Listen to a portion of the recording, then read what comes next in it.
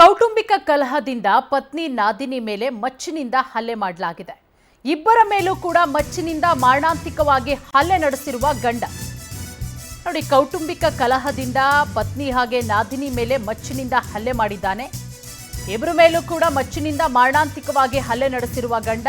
ರಾಯಚೂರು ತಾಲೂಕಿನ ಏಗನೂರು ಗ್ರಾಮದಲ್ಲಿ ನಡೆದಿರುವ ಘಟನೆ. ಸಿಸಿಟಿವಿಯಲ್ಲಿ ಖತರ್ನಾಕ್ ಗಂಡ ದಾಳಿ ಮಾಡಿರುವಂತಹ ದೃಶ್ಯ ಸೆರೆಯಾಗಿದೆ. ತಿಮ್ಮಪ್ಪ ಎಂಬುವನಿಂದ ಪತ್ನಿ ಪದ್ಮ ಹಾಗೆ ಆತನ ನಾದಿನಿ ಬೂದೆಮ್ಮ ಮೇಲೆ ಹಲ್ಲೆ ಮಾಡಿದ್ದಾನೆ. ಇತ್ತೀಚೆಗೆ ಪತ್ನಿಯನ್ನ ಬಿಟ್ಟು ಎರಡನೇ ಮದುವೆ ಆಗಿದ್ದಂತೆ. ನೋಡಿ, ಸಿಸಿಟಿವಿ ದೃಶ್ಯಾವಳಿಗಳನ್ನ ಹಲ್ಲೆ ಮಾಡ್ತಾ ಇರುವಂತಹ ದೃಶ್ಯ. ಬೈಕಿನ ಒಳಗಡೆ ಮಚ್ಚಿಡ್ಕೊಂಡ್ಬಂದಿದ್ದ. ಆ ಮಚ್ಚಿನಿಂದ ಮಾರಣಾಂತಿಕವಾಗಿ ಹಲ್ಲೆ ಮಾಡ್ತಾ ಇದ್ದಾನೆ. ಬಿಡಿಸೋಕೆ ಬಂದಂತಹ ನಾದಿನಿ ಮೇಲೂ ಕೂಡ ಹಲ್ಲೆ ಮಾಡಿರೋದು. ಇತ್ತೀಚೆಗೆ ಪತ್ನಿಯನ್ನ ಬಿಟ್ಟು ಎರಡನೇ ಮದುವೆಯಾಗಿದ್ದ. ಪತಿ ತಿಮ್ಮಪ್ಪನ ವಿರುದ್ಧ ಮೊದಲನೇ ಪತಿ ಮೇಂಟೆನೆನ್ಸ್ ಕೇಸ್ ಕೂಡ ದಾಖಲು ಮಾಡಿದ್ರು.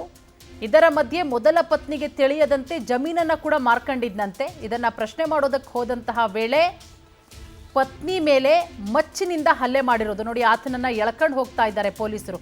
ದೃಶ್ಯಾವಳಿಗಳಲ್ಲಿ ಗಮನಿಸ್ತಾ ಇದ್ದೀರಾ.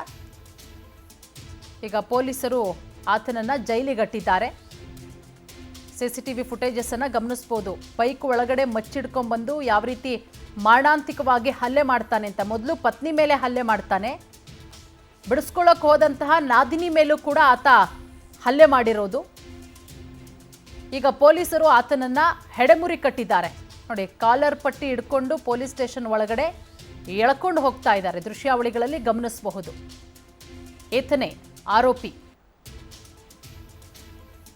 ಇತ್ತೀಚೆಗೆ ತನ್ನ ಪತ್ನಿಯನ್ನ ಬಿಟ್ಟು ಇನ್ನೊಂದು ಮದುವೆಯಾಗಿದ್ದ.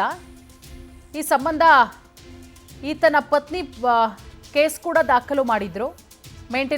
ನನಗೆ ಮೇಂಟೆನೆನ್ಸ್ ಕೊಡಬೇಕು ಅಂತ ಹೇಳಿ.